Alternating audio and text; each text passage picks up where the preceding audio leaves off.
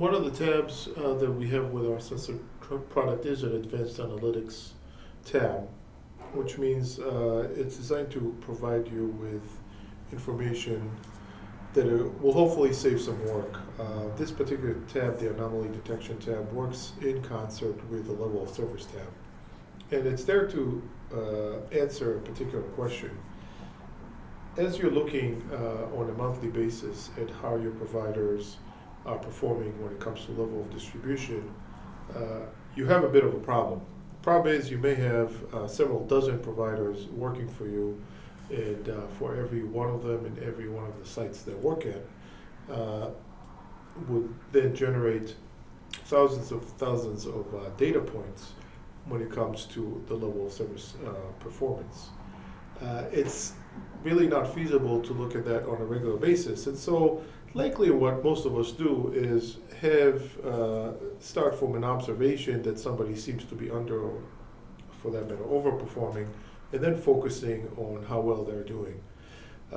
This tab, however, is designed to help you do this work. So what it does is it looks at high acuity CPT performance for all your providers over time, and it self-selects all those that it determines deviate from what would be the accepted performance within the acceptable margins here, which you see in the yellow lines are 25th and 75th percentile performance by month. Here when we pick physicians, the system has already chosen 5 providers that we should focus on, and clicking on any one of them will then show their high acuity CPT performance over time.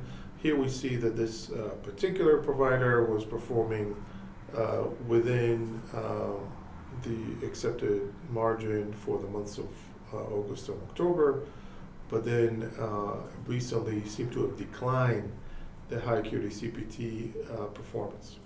Again, the best way to use this data is in concert with the level of service tab.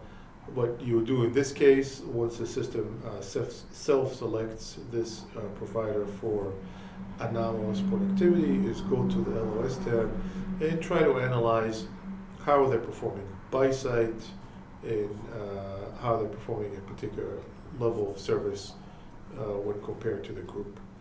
Here on the bottom is one of the outputs of the machine learning algorithm that's used to generate this data.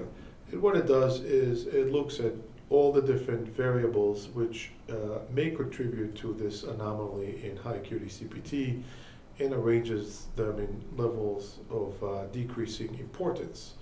So, for example, the thing that the system says is most important in order to understand this particular provider's decline in productivity is the fact that they work plenty of shifts at this Franklin site.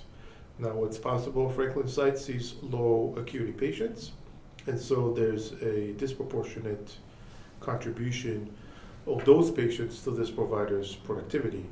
And then again, we can look at other factors as well and see how, relatively speaking, they affect the anomalous changes that we see here: shift duration, census by this provider, the number of morning shifts they work.